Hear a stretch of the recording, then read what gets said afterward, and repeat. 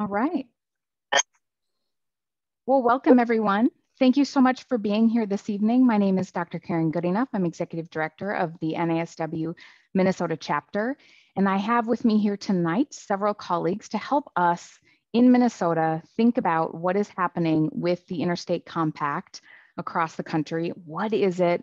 What are our thoughts and questions and that sort of thing as we're thinking about the public comment process that is open right now. So welcome to social workers from across the state who are joining us tonight. I recognize so many of your names. It's so fun to have you all here. I also want to just make sure that everyone is super clear that we are recording tonight's session, and I'm going to talk about Q&A and that sort of thing in a minute. So I just want to say up front that NASW and the Minnesota chapter have been very involved in the compact development process thus far.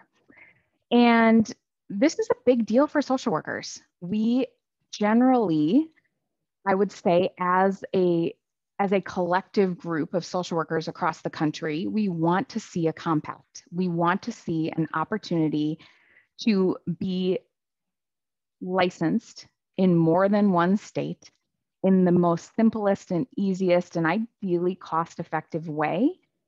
And part of that is to support our mobility. So as we move from state to state, and part of it is for telehealth as we continue to serve our clients across state boundaries. And we also, as we're looking to develop a compact that works for us professionally, we also need a compact that we can pass in Minnesota, something that our legislature will go for. We'll say, yes, we can pass this, and we have to have that in order for Minnesota social workers to be able to practice through the compact. So this is kind of a big deal for us collectively. And it is really important that we as social workers weigh in on it. It's also really important that we understand how our Minnesota Board of Social Work feels about it. Our board includes several social workers on the board and on the staff at our Board of Social Work. And so we want to make sure that we are sort of collectively coming at this thing. So I had asked our Minnesota Board of Social Work if we could jointly offer this session. So I want to welcome our folks from the Board of Social Work, Kate Zacher-Pate and Stephanie Jacobs. And I'm trying to find everyone's faces here, and Michelle Kramer-Prevost, who's here with us tonight to speak from the board's perspective. So thanks to the three of you for being here. We also have 4 folks here tonight from CSG. So the Council on State Governments is basically the government body that is being paid to develop these compacts, to draft them in a way that work legislatively. And they have worked really hard to ensure that social work voices from across the country have been heard in the drafting process. And now they're the ones who are lifting this thing up for all of us to look at and weigh in on. So from CSG tonight, we have Keith Buckout, and we have Dan Logston, and we have Grant Minnix, and we have Nahali Kalfas. So thanks to the 4 of you for being with us tonight to talk from CSG's perspective about this whole thing. So you'll hear from all of these folks in just a little bit.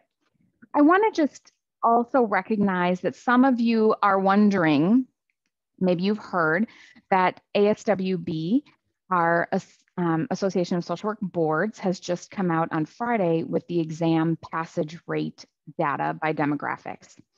And we, the collective we in this room, social workers across Minnesota and across the country, have been waiting on and asking for this data for decades, literally decades. And we worked really hard in Minnesota and several other states in just the last couple of years to push really hard on ASWB to make this data available publicly, in which they have fought for decades. And the data just came out.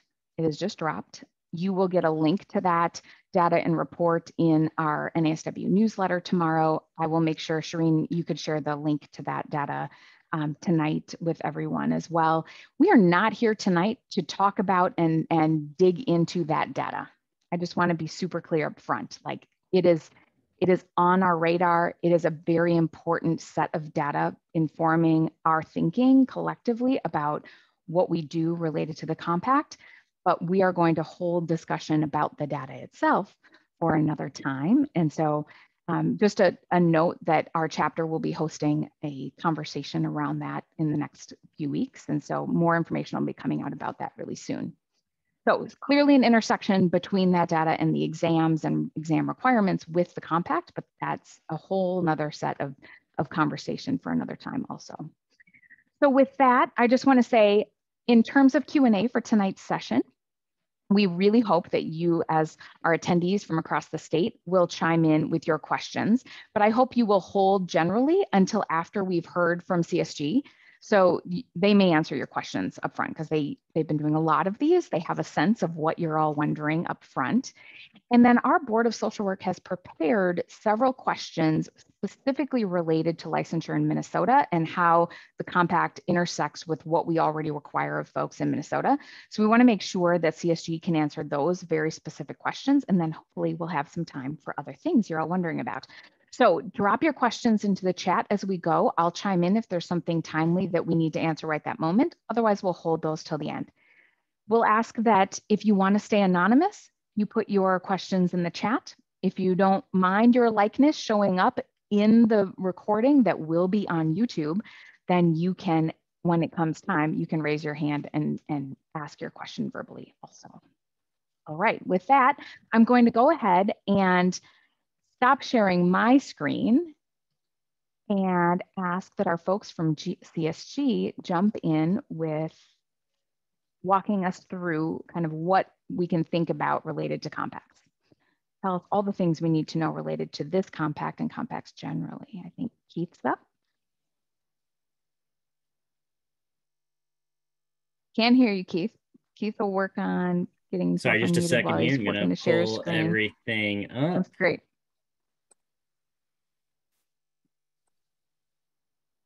Okay. Hopefully everybody can, oh, no, probably not.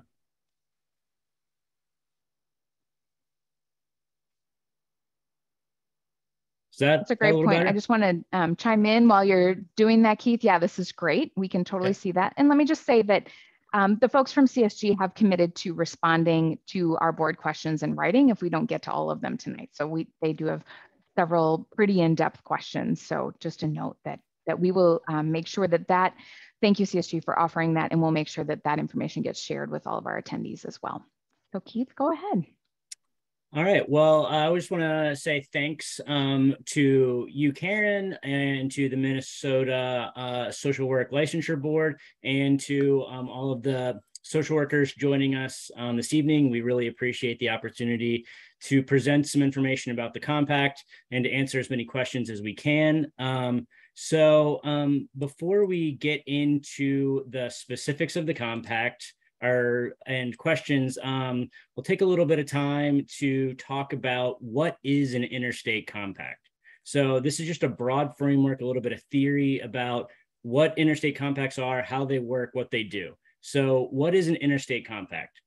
Three things that it's important to know. It's a constitutionally authorized, legislatively enacted, legally binding contract between two or more states. So that second one especially is what we probably want to keep in mind today, that we as a group have created as a compact development team, which Karen has been a part of and other NASW representatives have been a part of, and other licensure board administrators have been a part of.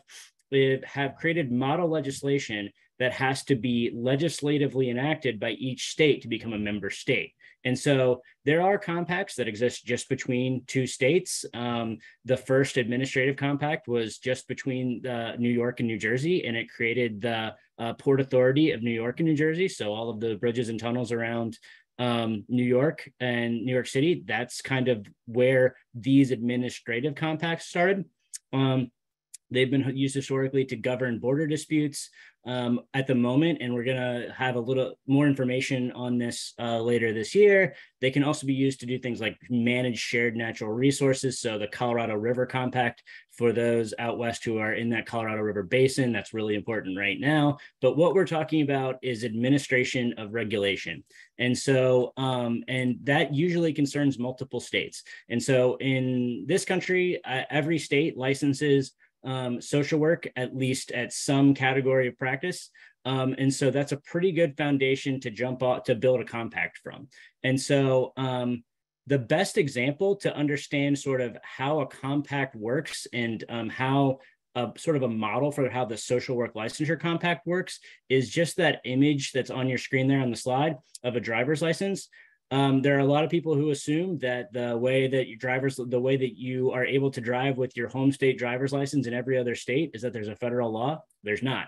There's a driver's license compact. All 50 states, some of the territories are members as well. And so the way it works, you go to your local DMV, that's part of your state agency or your state transportation agency typically, and they issue you your driver's license. And every other state in the country through the driver's license compact, it recognizes your license as being valid to drive in every other state. And so that's really sort of the framework we're working with in building these licensure compacts. So with that, fortunately, licensure compacts are not just limited to driving. There's also a couple of purposes that we want to highlight with specifically occupational licensing compacts, and the reason that these have become such a popular tool for states in recent years. So primarily, just like with a driving example, is it facilitates multi-state practice. But for licensed occupations, that's really important. Typically, you only have access to the state in which you live, or maybe another state that's nearby if you live near a state border. But with the social work licensure compact, we're opening up licensure, or attempting to open up licensure, to be able to practice with one license that is recognized with an entire group of member states that choose to recognize your license as well.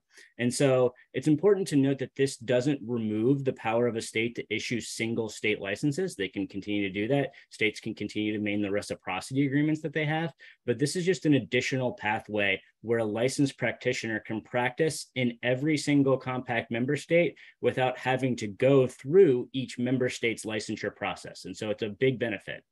That being said, we also recognize that the purpose of occupational licensure to begin with is to make sure that we are protecting the public's health and safety. That's a very important consideration with social work as well. Through the social work licensure compact, and the way most compacts work is that there's a data system, and that contains the basic information that licensing authorities need to sort of administer licensure programs, make sure that practitioners are eligible for licenses, and then also to be able to get information and log information should that licensee either violate a practice act or intentionally do something that's sort of like a bad action in a state, and so that they can take action to remove that licensee from the system and prevent them from harming the public any further.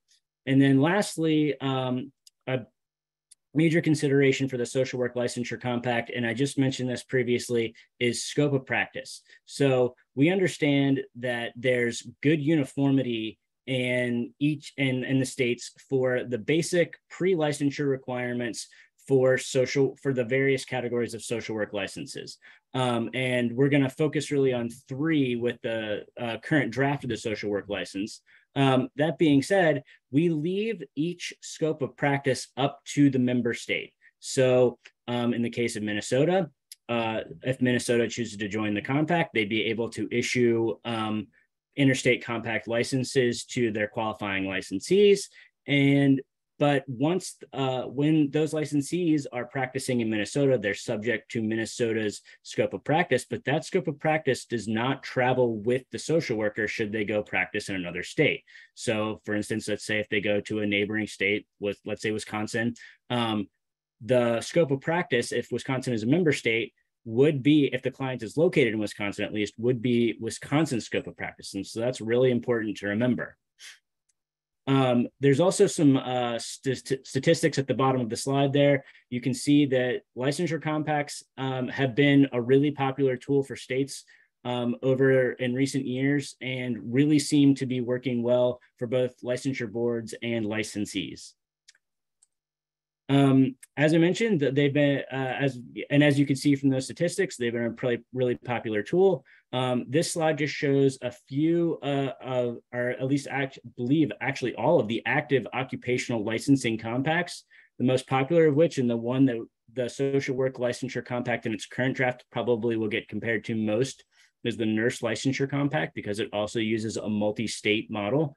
But you may notice on there that some of these compacts have more state enactments than others. And that's generally just because those compacts are newer.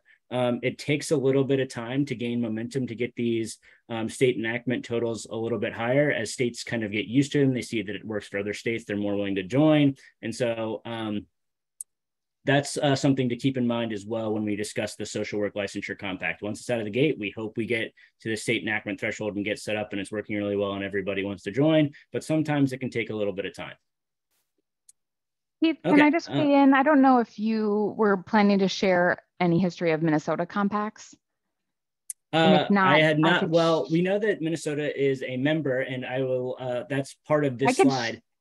Okay. So Minnesota is currently a member of the IMLC, so the Medical Licensure Compact. I believe, yeah, so that's... And SIPAC and counseling.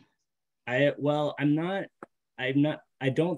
I think they're working on getting active in counseling. It was just passed last legislative session. Correct. Okay, so yeah, I think they've enacted the legislation. They just haven't become like an active, like I think the board is still working on getting set up there, unless I'm mistaken. But yes, they are also a member of SIPAC as well. And so those are kind of... No, the counseling didn't pass in Minnesota, it died. Oh, okay. I mean, so did speech. I mean, they ran out of time. Oh, okay. Well, okay. So we are just doing the research on all this ourselves and trying to figure out which ones have even been introduced, which ones have never been introduced. So doing a little bit of our research. We can send you some of that stuff, Karen. Yeah, perfect. Yep. And so I do want to point out there, Minnesota is a member of SIPAC and the IMLC. Those specific provisions are a little bit interesting. The IMLC and its model, and SIPAC also in its model, but also in the provisions in terms of time limits and how practice can be engaged and things like that. So those are a little bit interesting and not maybe perfectly analogous to social work, but the boards in Minnesota that govern those should be familiar enough with compacts that if you have questions, you can at least reach out to them with to sort of help guide you through those processes. With that, I do want to point out that these are the compacts that CSG is currently working to develop, with the exception of the compact for physician's assistants. These compacts are all part of a cooperative agreement between CSG and the Department of Defense. We've gotten some questions about why the Department of Defense, and it's pretty simple. Military families get relocated on average every 2 to 3 years. And so if you, for instance, are married to an active duty military member, it can be pretty tough to sort of establish yourself and grow in your career if you work in a licensed profession.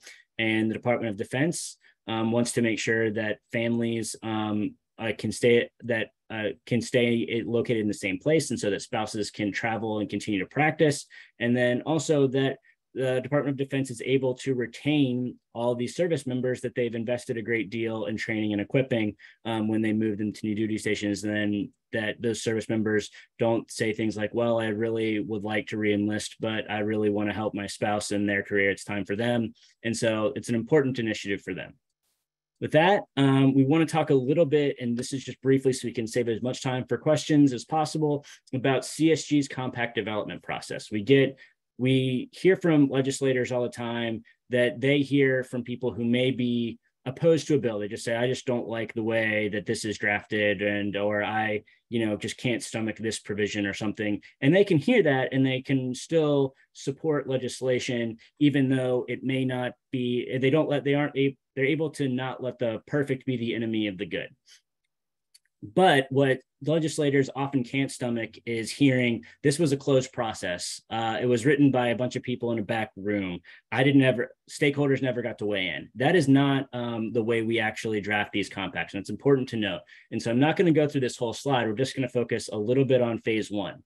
So after social work was selected for compact development activities, together with ASWB, NASW, and CSWA, we established the technical assistance group. That's the first block of bullets under the phase one development column. And so that for social work was a group of 20 to 25 licensed board officials, licensed social work practitioners, regulatory experts, attorneys. I believe there were some folks from CSWE there. There were other social work educators. And so we brought together as many people who are experts and know the regulatory landscape in the states as possible, and put them together over, I think it was over 7 meetings and 4 months to basically come up with a broad framework for how what the model for the compact would be, and some provisions for things that they thought are really important to include in the social work compact. And so they just created this list of policy recommendations that they handed off to that second block under phase 1, the compact document team. And Karen was joined us for this. It was 5 to 8 officials and issue experts, people who really knew not just what the requirements were, but what the language in each state says. And we're able to compare, well, for instance, Minnesota's regulation used this language, but Wisconsin's used this, and Michigan's used this. And so how can we put pen to paper and create a document that incorporates the language of all of those and still allows those states to join? And so they take this team does a really good job of taking the recommendations for provisions from the technical assistance group and putting that pen to paper, getting words on a page, and creating the document that we're reviewing today. And so, as I said, this isn't a closed process. We're opening it up to and receiving feedback from as many stakeholders as we can, so that even though not everyone was able to participate in the technical assistance group and the document team, everyone is able to participate in that highlighted bullet, which is stakeholder review. It's really important to us at CSG that we are able to point and say, you know, maybe not every state was represented in the technical assistance group. Maybe our board wasn't at the table when the document was drafted, but our board can come back and say, we got a chance to review the first draft of this model legislation. We were able to get in touch with people at CSG and the development teams and say, you know, we really like this. We really like this. We think this is an important initiative, but we have concerns about this. Or could you answer questions for us about how that you see this working? Or this is a deal breaker. If this stays in the compact, or if this is written this way, then we can't join. And so we ask then, once throughout this stakeholder review process, we developed a survey, and it's hosted through SurveyMonkey. So you can go to the project website, you can click the link, and then you can go fill it out for yourself. And we'd ask you to do that, and please submit feedback there, because that allows us to keep it all organized, and it allows us to turn it over to the document team for analysis. And so it really kind of makes the stakeholder review process as robust as possible. And so everybody gets a chance to have their voice heard through this stakeholder review process, and it ensures that we're not operating in a closed system, and it makes sure that really the social work licensure compact works for social workers and works for social work boards.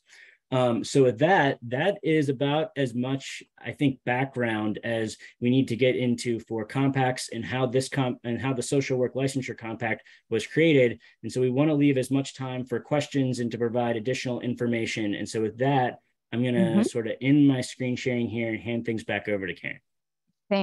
Thanks so much, Keith. I think that the backdrop is really important. Folks, I want to make sure that you all know there's a link that was shared in the chat related to where you can find a copy of the compact draft language. Shireen just went ahead and dropped that in the chat again for you. So if you haven't yet looked at the draft language and you're after our tonight's session, you want to go and look at it more deeply and respond to that survey with feedback that Keith was talking about, that link will get you to all of the information you need. And you don't have to respond to every question. Just if you got a burning desire about section 4, you can just answer section 4. Absolutely. And lots of folks have done that Thanks already. that, so Dan. don't feel like you have, Okay. So just a couple things I want to just backdrop and clear up a little bit for some of our audience members that are asking general questions. And then I'm going to ask Kate Zackerpate to start sharing questions from our board. So just for backdrop, folks, our state will have to pass whatever the final legislation is, exactly as it's written, in order for social workers in Minnesota to be licensed through the compact.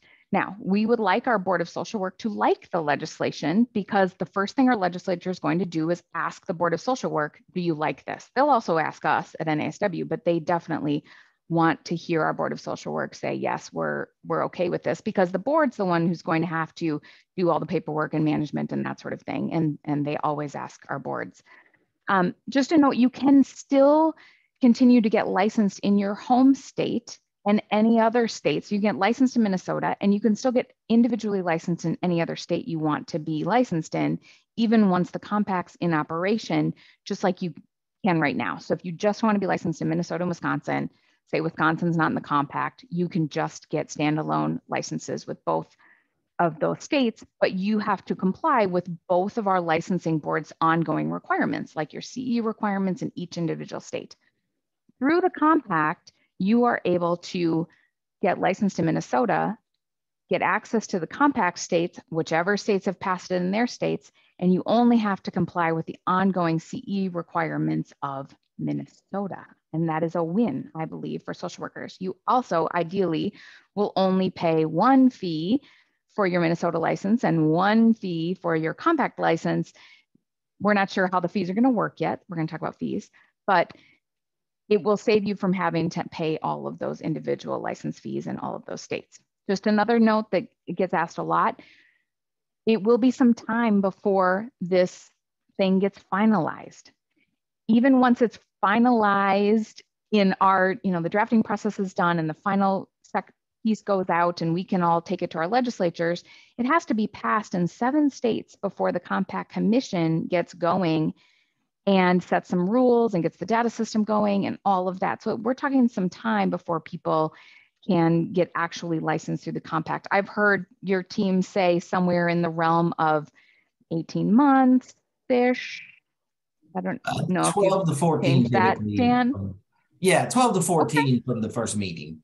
It could be a little longer. Awesome. Could be shorter. From the first meeting of the 7. So we have to get it passed in 7 states, which some compacts take more than one legislative session to even get to the 7. So ideally, and just a note that we are nationally at NASW, and I know ASWB and other partners are looking at this too, but we're already talking about which of the states we're taking it to first and how do we get it passed in 7 to at least get it going. Just if 14 states pass it the first year, all 14 of those states will be at the table. It's not limited to that. Yes, absolutely. Yep. Thanks, Dan. Great point. We just want to make sure it gets passed in at least 7 so that the thing can get going, right? Okay, so with that, Kate, I want to turn it over to your team to tee up your questions in whichever order you want to take them. This is, again, folks specific to our concerns in Minnesota. Yes, and thank you, Karen, and everybody. This is an important conversation for sure. What I do want to do first, though, I'm going to switch a little bit and let Stephanie Jacobson, who is an LSW board member, who chairs our Legislation and Rules Committee. She's been very active in all of these conversations. I want to provide everybody a little bit of, I guess, context about where the Minnesota board is in just our review of this. I think we're barely getting started. But Stephanie, if you want to offer a few comments, and then I'll jump in with sharing some of the questions. Thank you, Kate. I'm Stephanie Jacobson. I'm an LSW board member with the Board of Social Work, and I'm the current chair of our Legislation and Rules Committee. I just want to mention to folks that board staff and members had the opportunity to read the draft Social Work Licensure Compact after it was released on July 11th. We had a preliminary discussion about the draft compact at our last board meeting on July 15th. And at that meeting, board members did have several questions, including how the compact as it's currently drafted might increase inequities and disenfranchised licensees, and a few other questions were related to fiscal impact to the board, bearing in mind that the Board of Social Work receives no tax dollar funding and is completely funded through license fees, and as well as fiscal impact to licensees who wish to participate in the compact.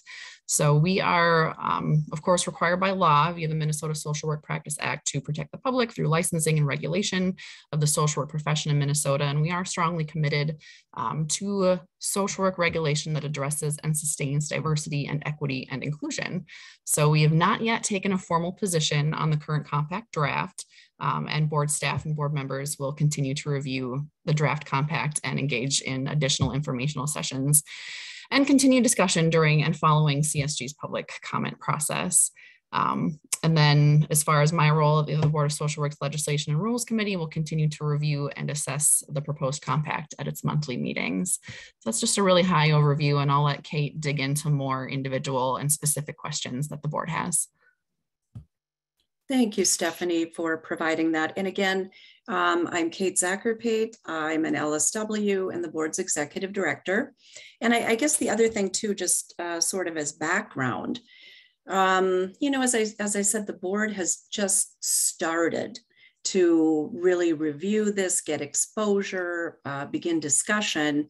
And I think one of the first things I really want to say also is that the board recognizes the potential merit. I mean, in terms of portability, mobility, this could mitigate some workforce kinds of pressures and issues. I mean, it has the capacity to streamline processes for licensees.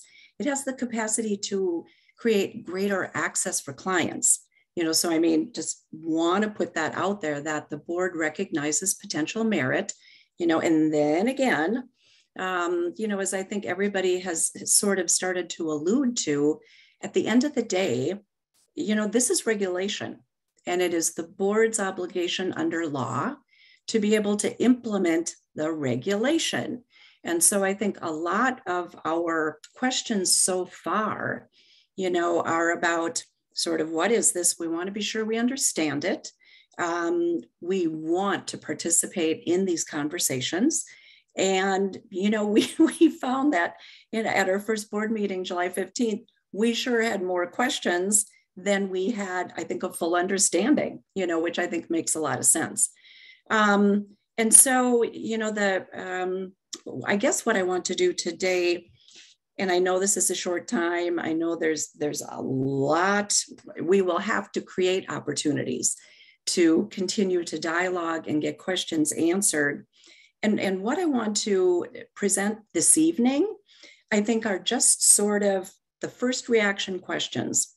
These are pretty high level, almost foundational, that I think were some of the first things that piqued the board's, I don't know what, attention. And I'd like to sort of throw those out. And I think, you know, with that, if we could get some clarification, hopefully from CSG, you know, then we can sort of move forward with digging into more of the nitty-gritties. And so, you know, I did prepare questions in advance that I sent out to CSG, you know, just so you're going to, you know, hopefully you would be more prepared, better prepared to respond.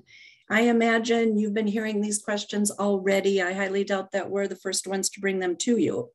But again, these are the questions that we heard percolated at our board meeting in a public forum.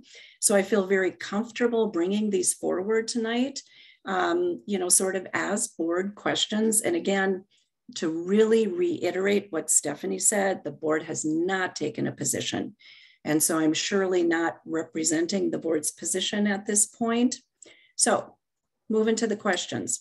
There's really sort of four big categories. And I think one is just the first thing we heard from so many of our staff and board members was, do we qualify? Does Minnesota even qualify to join the compact? Do licensees from our state issued Minnesota licenses qualify to join the compact?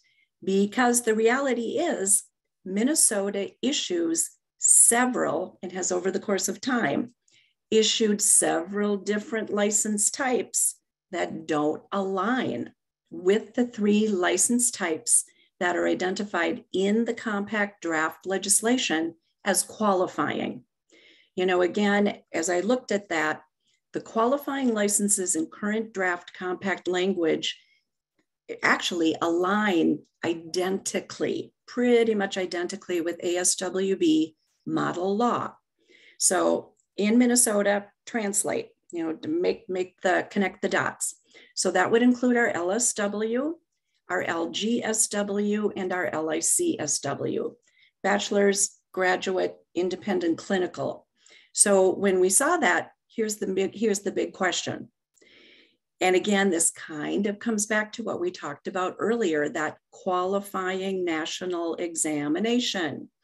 Because in fact, Minnesota is, at least it used to be, one of the 2 states that issue an alternate path to licensure license, our provisional, that does not require passing the national ASWB exam. It requires, in place to demonstrate competence, a particular period of supervised practice. So first thing we said, aha, do those license types, will those folks qualify? On the face of it, doesn't look like it. And so again, the real question I think that many of us had is, do those particular individuals with those license types not qualify? Or does Minnesota as a jurisdiction not qualify because our license types don't align? Again, over the course of time, we have repealed social work licensing exemptions. We've probably had 4 different repeals from particular practice settings, and those have all come with a blanketing in or a grandfathering. Again, folks not required to take the exam and not necessarily required to have the social work degree. And the last quickly identified license type in Minnesota that doesn't align is our licensed independent social worker, which uses advanced generalist exam. So it's an advanced generalist license that is not clinical. So for us, that was the first place to start. And with that said, if we wouldn't even qualify as a social work licensing jurisdiction, that creates big issues for us. And secondly, the board was, what should I say? I think I can say publicly, not very supportive of social work compact language, as Stephanie already mentioned, that would not include all of our licensees and license types, because the feeling was that that really was not inclusive. It would disenfranchise folks who have valid Minnesota licenses. And that, quite frankly, was a bit of a point of contention. So, that's one big question. Let me see if I can, that's the biggest one. I can do the other ones, I think, a little more quickly. And then or do you want to do one at a time? Yeah, I think let's do one at a time. That in itself is multiple questions. And I know there's lots of people in the audience that are wondering exactly those things, because they were blanketed in or had provisional licensure or any of the things that you already lifted up. So let's have our CSG team tackle that one first. Okay, sure. We qualify, right, Keith? We could still do this. Yes, absolutely. So the first question is, yes, Minnesota qualifies. Minnesota is eligible to join the compact. That being said, there's a couple, I think it's probably best to sort of rewind a little bit and go back to our compact theory to sort of explain how this works. So compacts are contracts. And so all parties to a contract have to agree to the same terms. You can't, the easiest example is when you're buying a house, if one person says, I'm selling a house at this address, and then you sign a copy of a contract that says you bought a house at that address, you didn't buy the same house. So everybody has to buy the same house. That being said, because everybody has to agree to the same language in the same document, compacts thrive. They are foundationally built on regulatory uniformity. So when we're creating a social work licensure compact, we had to go where there was regulatory uniformity. So where the pre-licensure requirements were substantially the same between the states, and we looked at and tried to find where there was at least 30 states that had sort of this uniformity. For these licensure types, we found an example. We found that almost all 50 states either could meet the qualifications that we set out in the Social Work Licensure Compact or already did. And so to kind of get to this, so the Social Work Compact endeavored to include as many licensed social workers as possible. That unfortunately does not mean all licensed social workers. But what we did create is a document that we think will allow bachelor's category social workers, master's category social workers, and clinical category social workers to engage, to participate in the Interstate Compact and to be able to engage in multi-state practice. So another issue that we encountered, and this goes back to the regulatory uniformity, is that social work does not benefit at the moment from title uniformity. So the titles that for the licenses are actually pretty variant across the states. But what is substantially similar are the requirements for those licenses. So in general, for what is considered what we termed bachelor's category practice, the basic requirements are a bachelor's social work license from a CSWE accredited institution. We played with the language a little bit within the compact to say that as accredited by the Council on Higher Education Accreditation, so that can open it up a little bit more broadly, and that applies across all three categories that we mentioned in the compact. And then for the most part, we found regulatory uniformity in requiring a licensure exam. And in almost every state, and I think all states that require an exam for licensure, the current preferred exam, and I know that there's a lot to discuss around this, is the ASWB exams. And so for what we term the bachelor's category interstate compact license and the master's category interstate compact license, the two main pre-licensure requirements are having that social work degree and then having passed the ASWB exam corresponding to the category. So for bachelor's category, the ASWB bachelor's exam; for master's category, the ASWB master's exam. So then we approach clinical practice, and we have to go where there's regulatory uniformity. And so in that case, every state, basically the degree requirement is at least an MSW. You can obviously, there's DSWs, there's PhDs in social work, there's other things, but at least having that Master of Social Work degree, and then passing the ASWB clinical exam. We know that there are some states out there that accept the AG exam for clinical practice, but there's just not uniformity in the states to enable us to do that. And that was something we discussed a lot with the development team. Then every single state requires supervised practice. And so we tried to see for the state requirement section, we just made sure to include a requirement that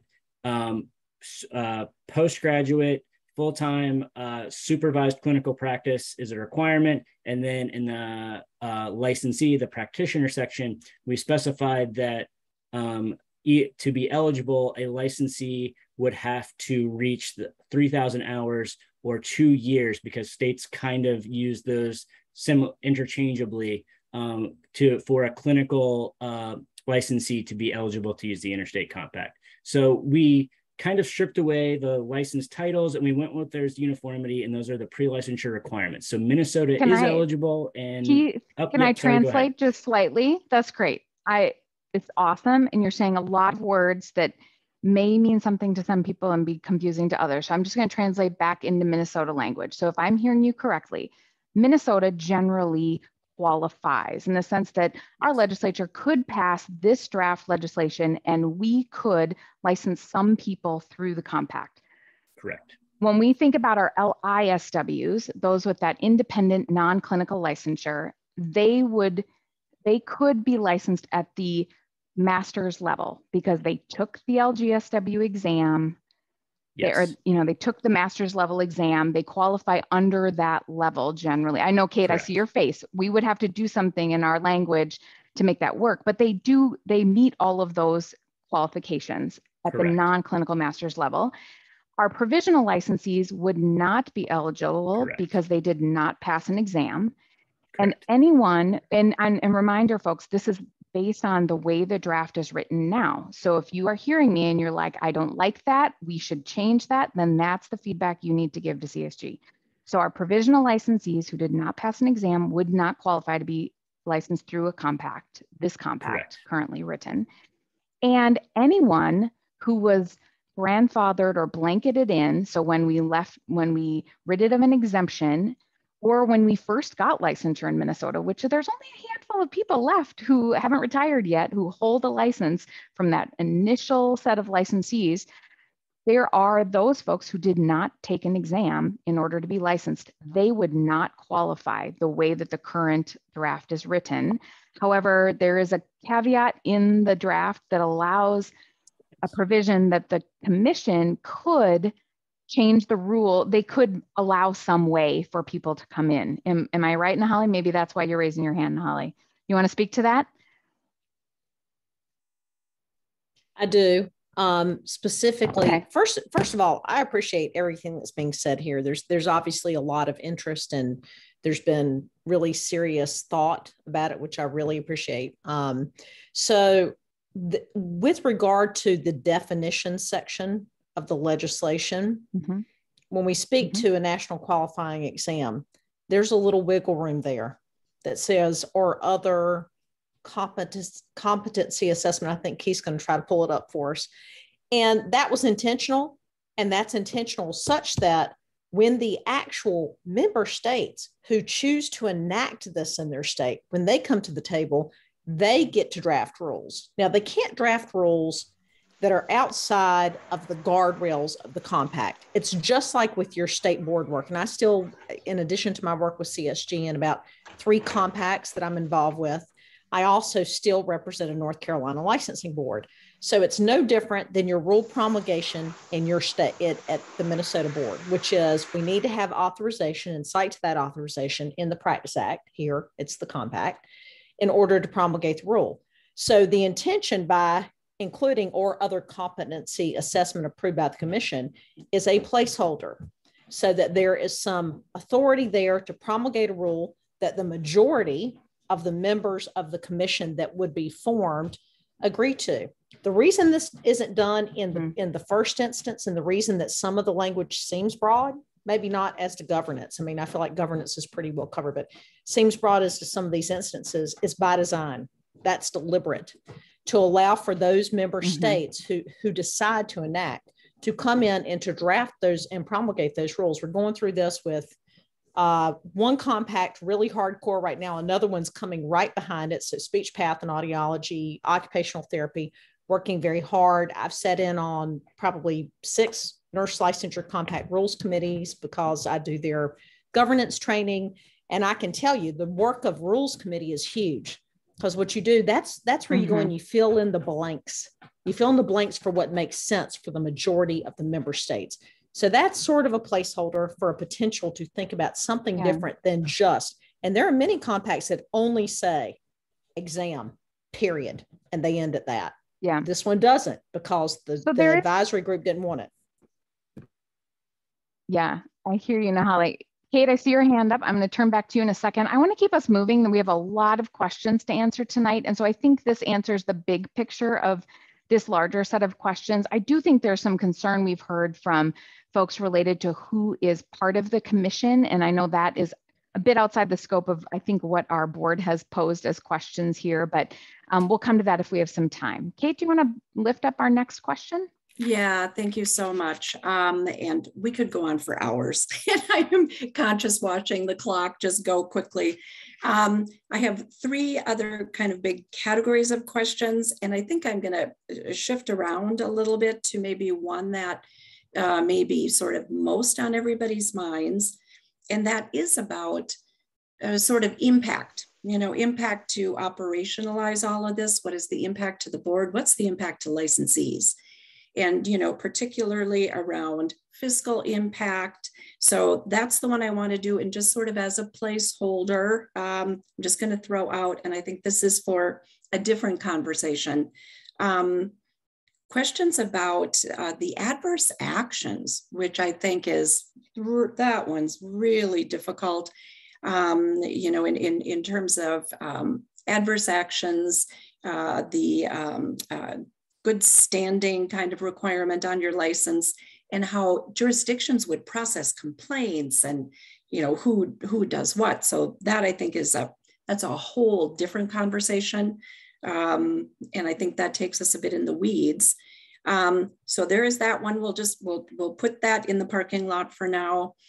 Before I jump back into fiscal, the other thing, you know, I saw several questions in the chat about this idea that for your home state, that home has to be your domicile. We don't require residency to issue Minnesota licenses. And so again, it was sort of like, thinking perhaps those folks may not qualify. How do we manage that? So again, we'll sort of put that in the parking lot. And thank you. I see you'll answer disciplinary questions in writing. Outstanding. So in the time remaining, I think it's just the impact.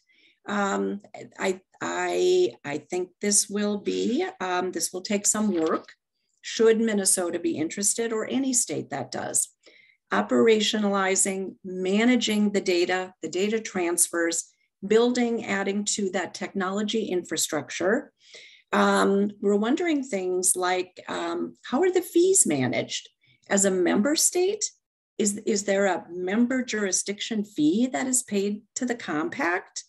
Reading through the draft legislation, I mean, the compact is really created as a physical entity.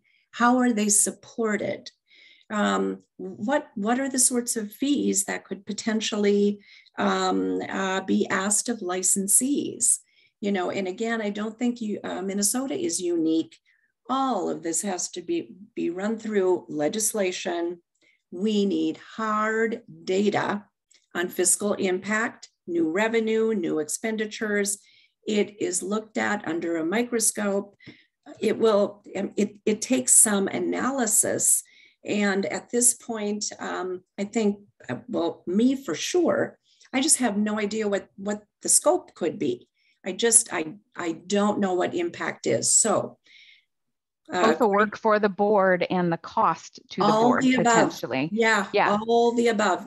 And, you know, again, clearly that is not called out in the legislation, as it probably should not be in legislation, but turn that over to you. And I wish we had more time. Thank you so much. CSG, let's talk about that. What are you thinking? How can you direct us in terms of what kind of effort it takes for the licensing boards, and then how this cost thing works?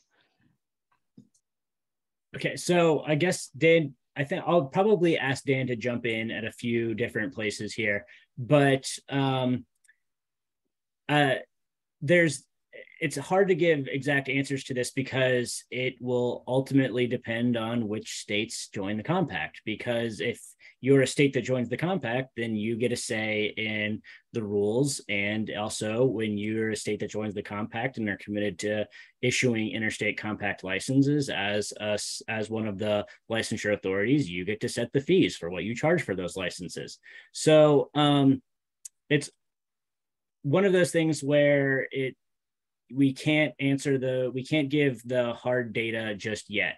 But that being said, it's the evidence that we've seen from other similar occupational licensing compacts is that they aren't a burden on state boards, and that they aren't both in terms of finance and workload, and they aren't a burden on licensees. That and I want to address the point about licensees. Generally, the cost for maintaining two separate single state licenses is going to be greater than whatever the fee structure would be for an interstate compact license. So if you're a person that already has two single state licenses and you practice in multiple states, you're probably already paying more in licensure fees than you would be under an interstate compact license system.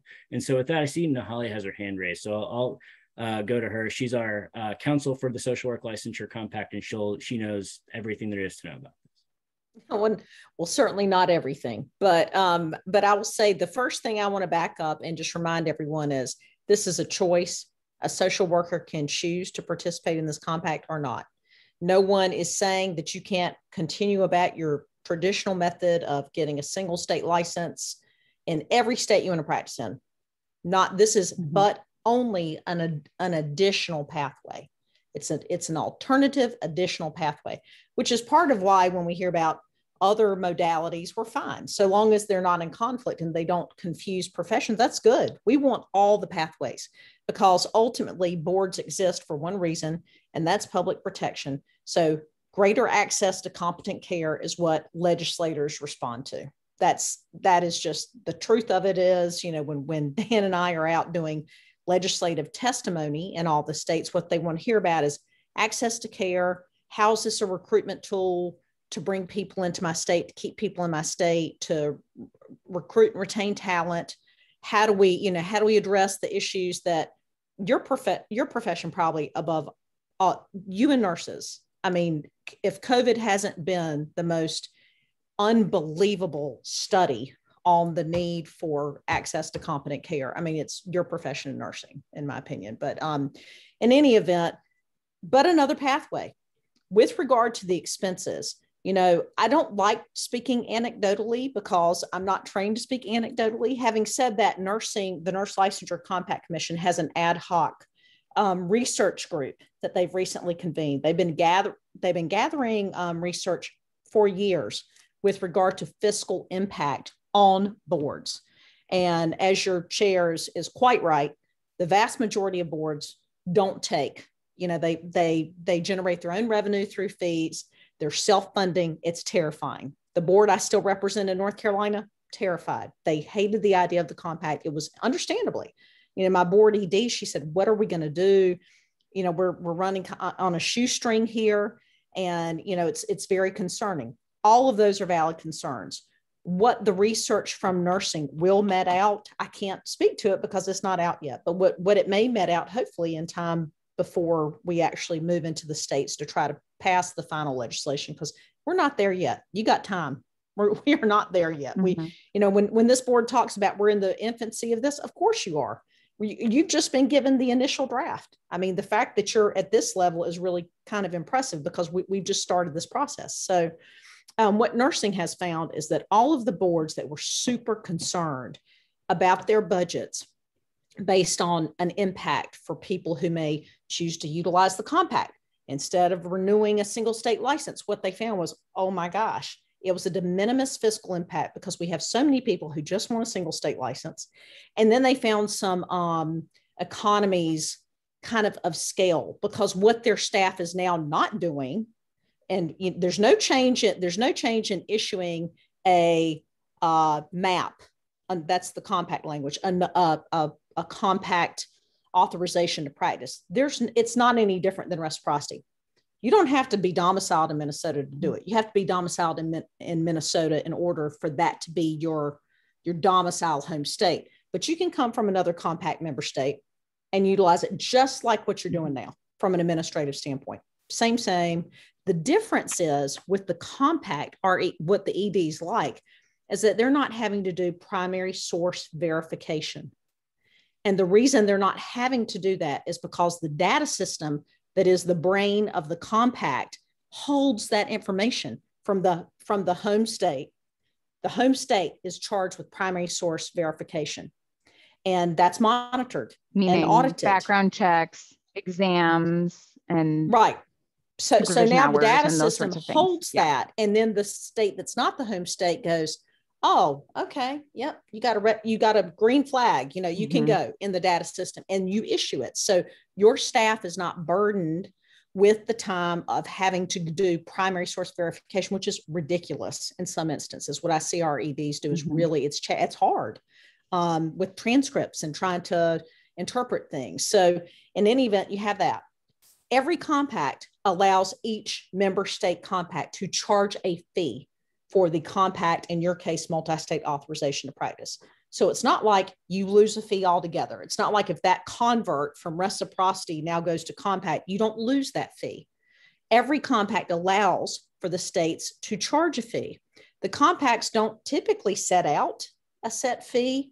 There are suggestions from compacts, and then you don't want to look bad. So like PT sets theirs at, I can't recall, Dan, you probably know. 45. That's their recommendation. Not all states follow it, and you don't have to. So in terms of offsetting your fiscal impact, that's there. The shocking thing with legislation, because you saw the numbers, 39 in nursing, 39 in IMLC, those will jump by huge numbers in the next round of sessions. Those legislative bodies, they don't have full breakdowns. And what you're seeing with, for instance, with the occupational therapy, that you saw that number, those numbers, that it's not up yet. It's not up and fully running or operational. There's no budget. So when they go in, there are some states that require a fiscal note, and maybe you guess at it. And then there are some states that just say, okay, if you can offset it with, if you have the right to charge fees, fine. Can the board be charged a fee to be a member of the compact? Yes, that's true in every compact. That ability to charge a state is that's really the safety net for the compact. Does every compact have to charge a fee or a large fee? No, that's because of grants. You know, that's the things that offset. And so in those instances, we have one board talk to another that's a member of a compact, or we bring in data from other compacts. So we can help your board. We can help you with that. We can sit with you and come to a board meeting and really direct those answers to you one-on-one. So Karen, Holly, thank you for that. Kate, I'm sorry. Kate, go ahead. Yeah, and I'm recognizing time, and I may be sort of perhaps saying what you might say next, but I think the other thing that certainly the board, and I think probably everybody participating tonight, is interested in next steps. You know, you've talked about how we push our feedback forward. I think another question is, how do we really access answers to questions from you? And again, timetable. I mean, do you think it's even possible that you will be through your drafting process, that revised, updated legislative language could be available for the 2023 session across the country? So those are, you know, we're starting, but next steps, I think is. Yeah, you're going exactly where I want us to go next. I want to just answer a couple things that have come into the chat, and I'm going to translate a couple things that Nahali and team said in that last discussion to what our practitioners really care about here. So a couple things. One is you only get a compact license through your home state. So if you live in Minnesota and you have a Minnesota social work license and we pass the compact in Minnesota, you could get into the compact through Minnesota. But people from other states who don't live in Minnesota will not be able to access the compact through a license in Minnesota. Does that make sense? So all the people that Kate's talking about who have a Minnesota license currently but don't live here, they're not going to be able to access the compact through their Minnesota license, okay? It's only through your home state, and that's the way the draft is currently written. Now, related to this residency and people talking about, okay, I move somewhere and they don't require BSWs to be licensed. I move somewhere and they don't require non-clinical MSWs to be licensed, okay? It will always still go back to whatever that state requires of licensees. So if you move to a state that doesn't require BSWs to be licensed, you won't need a license to practice in that state if you're a BSW, okay? That said, someone's asking about credentialing and that sort of thing. Licensure and credentialing are two different bodies of things. It is very possible that through interstate compact development, that credentialing bodies, i.e. your not even, sorry, let me say not credentialing bodies, but say you work for a huge healthcare company and they require you to serve people in 20 states, I would hope that they would pay for your compact license, period. Like this will hopefully make that process easier, but it will not impact the credentialing process necessarily, okay? That said, this whole thing about fees, folks, here's the deal. And this happens to be the one that probably had me the most frustrated in my conversations with Kate and team related to getting this passed in Minnesota, because I'm all about, let's be in the first wave. I want to be in the 7. I want this in Minnesota because my Minnesota practitioners are saying, I need to be able to practice across state lines, period. I need the easiest way I can do that. the way our legislature works is they require our Board of Social Work to put numbers next to everything. Our board does not have rulemaking capability, like Nahali's talking about. Some states can do a rule about this and that. We don't even have rules in Minnesota.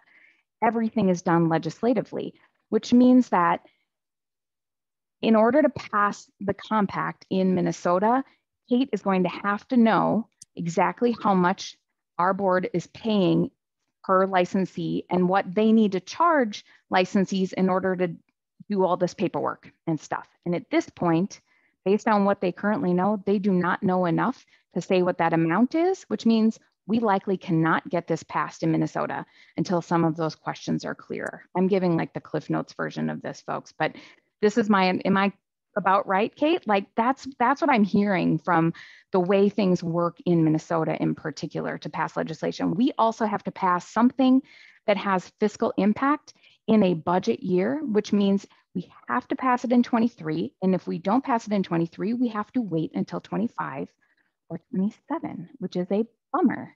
But those are budget years in Minnesota, the way things work here. So that's a little bit of, when we get past this draft and the response period and we know exactly what it looks like, we are going to have other conversation in our state about how do we get this passed? When do we do that? We will absolutely dig into all of those details. Nahali, I see your hands up and I saw Kate unmuted. So I'm going to go to Nahali. I'll go to Kate. And folks, we're going to go a few minutes past. Hang with us if you want to. If not, we are recording the whole session and we will get the answers to all of our board's questions out to folks as well. And then we're going to talk about next steps, but I'm going to let Nahali go and see if Kate has something else. Well, I just really quickly just wanted to speak to the fact that one of the good things about compact law, which is well settled U.S. and U.S. Supreme Court, as of now, it's well settled U.S. Supreme Court law, is that with Dyer v. Sims, which is a sort of a seminal case, is that the rules that the Compact Commission passes are narrowly tailored to deal with administration and implementation of the compact. Thus, if your state chooses to enact this compact, there is nothing more you have to do in your state to put that rule in your legislation. That is huge to me. Rules Review Commission, North Carolina, 8 layers, very difficult. The compacts don't have to proactively. Now, would you want to? Sure, but it's almost like a bifurcated screen. Over here is your practice act that governs the people who only want a single state license or want a license by reciprocity. Over here's the compact, and the compact and its rules govern people participating in the compact. There's nothing in the compact that says you have to proactively introduce those rules or legislation in Minnesota's case. And this is an issue because we've had states push back and say, if we're going to be in the compact, we're going to make them promulgate those rules through our system, to which we say, well, that doesn't really work because you have to acknowledge those rules right from the beginning. And guess what? We had 3 or 4 states, Dan, you can chime in, that were like, well, we want to promulgate the rules. And then they said, oh, wait, we're in all these other compacts too, and we're not doing that with them either. We just want the access to care. And then the legislators. So you're saying it's easier than what we think it is. Is that what you're saying? That is exactly what I'm saying with regard to the rules that govern the commission. They're automatically applied. You don't have to do anything proactive in your state for those to be applied only to compact holders. Got it. Sorry, that's not the most burning question. He called you out, Nahali, or Dan, Nahali called you out. Do you have something you want to say to that? Or anything else? I can speak to the going forward if you guys would like me to do. That'd be great. Okay. Let's do that. I think we can be ready for 2023, but frankly, I don't care if we're ready for 2023. We're focused on a good compact. If we write a terrible compact, no one's going to pass it. I'm pretty sure we're going to be ready. But it depends on stakeholder review. I mean, if the document team and the project team want to change the compact drastically or significantly, then okay, so be it. We'll have to go back out for stakeholder review. You can't change it significantly and then go on and be like, you all kind of saw it. So we'd have to go back out for stakeholder review. We probably wouldn't have to go as long because we could just point people to the things that got changed and get their feedback. But I mean, we can't hide the ball on, our members are states and we can't hide the ball on them. It's like he said, about transparency at the beginning. I mean, legislators are okay hearing you don't like something. Where they get concerned is when you say, well, we didn't really have any input, and now they're saying we did. So, but yeah, I think we can finish up. We're getting back with the document team in early October. Probably have that finished by mid to late October, and then we pull the whole project team back in. So I think we can have it wrapped up middle to late November.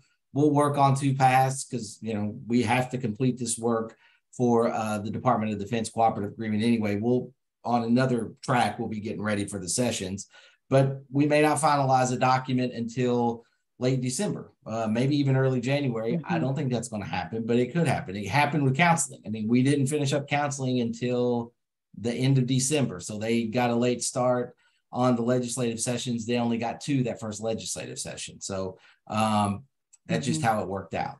So, but yeah, stakeholder review end, we'll reconvene the project teams in a couple of steps. And as long as the document doesn't change significantly, we're good to go ahead to the legislative sessions. If it does, then, you know, we'll just have to pull it back and get more feedback and then start the whole process over again. But that's not a big deal. That's how it works. Again, we're more focused on getting a good document rather than, you know, worrying about the 23 sessions.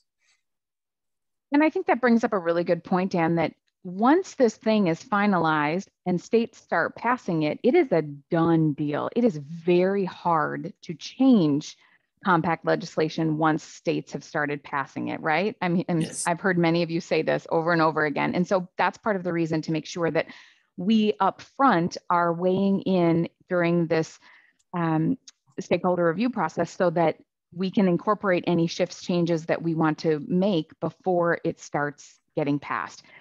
Yeah, the legislature. One of the good things is that because 9 of them and the legislatures can't, yeah, that's a great point, Dan. They can't change it. So of the 9 that have already passed, some y'all are working with them to make slight edits to them, which are very difficult to do. And so we've learned a lot from what's worked and not worked in those other compacts in order to develop something that hopefully we won't have to do those sorts of things to as time goes on.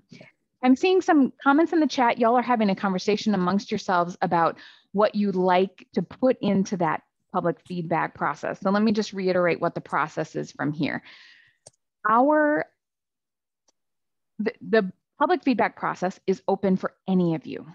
So that SurveyMonkey tool that is on CSG's website, Shireen, will you share that link one more time? People can go into that and weigh in on anything you like or don't like about the compact draft as it's currently written, okay? That said, our Minnesota Board of Social Work hopefully will get all of their questions answered from CSG, and they will potentially make some kind of public comment feedback to CSG. Would you guess that, Kate, that the board will make something? Yes. Okay, our Minnesota chapter will also make some public comments. Also, nationally, NASW is pulling together a conversation regarding what are our collective NASW feedback to the compact, like everybody's weighing in on the compact. From all of this, and just a note too, that I've heard from our CSG team that they had received over 1,000 responses to the survey already. My guess is it's way more than that now. This is a week plus later. Potentially more than you've heard from any other compact. Is that true? You feel like you're hearing more from social workers than from other fields of practice? Yeah, maybe, by about 4 times. And that he includes professions like teaching, that includes a couple million licensees who are in the cosmetology industry, that includes massage, includes a lot of very large professions that are also licensed, and social work has really come through and provided a lot of stakeholder feedback, and we appreciate it. Got it. Awesome, Keith. So that's to say, you know, there are less of us, but we have a lot to say about what's in this compact, and that it works for us, hopefully, by the time it's through this process. So that said, I hope all of you will take a peek at the draft language if you haven't already. Dig into it, read through it, ask the questions that you have. CSG is still hosting several weekly sessions where they walk through the compact piece by piece and continue to answer questions. I encourage you to go to one of those. I also encourage you to check out their frequently asked questions on their website. Our NASW National at socialworkers.org has a page all about the compact also, and some FAQs that have been coming up as well. I also will just share my screen really quick and put up some contact information for myself and our Board of Social Work. So if you have specific questions related to, if you have things you'd like us to amplify as NASW, or you have questions that things are still not clear to you, please reach out to me and let's talk about that. I also put up here our Board of Social Work's contact info, so you can always lift particular things up to them that you want them to consider in their feedback as well. With that, any of our presenters have any final thoughts? Kate and team first, and then I'll go to CSG. Kate, any thoughts? I think, again, I would just really extend my appreciation, for the compact representatives being available, answering at least some of our foundational questions. So I think we're better positioned as we continue to sort of really dig into it and analyze things. And, I think we're beginning. There's more work to do, and I think it's a stay tuned. And I guess just lastly, what I would say, I also appreciate, hearing, I think it was Dan who said, the main goal is not necessarily 23, but the main goal is really to get an excellent, solid compact. And I appreciate sort of heading in that direction. So thank you very much. And it's a great conversation. And this won't be the last, folks, either. This is really a start of a conversation. This is the draft that we're taking a peek at. As Dan said, if there's another draft that comes out, we'll do something similar. We'll continue the conversation. And once it is finalized, then we really have to have these conversations where people are asking questions about the implementation. And can't we actually put it through in a non-budget year? And those are things that we will continue to look at as implementation nears closer. So thanks so much for being here tonight, folks. I really appreciate the time that you've taken outside of your busy work days, and the extra time to our panelists and all of our attendees for sticking around. There's a lot to dig into here. So I appreciate your time, folks. I wish you all the best. And in the end, I hope we get a compact that works and we can get passed in Minnesota. Take care, everyone. Have a great evening.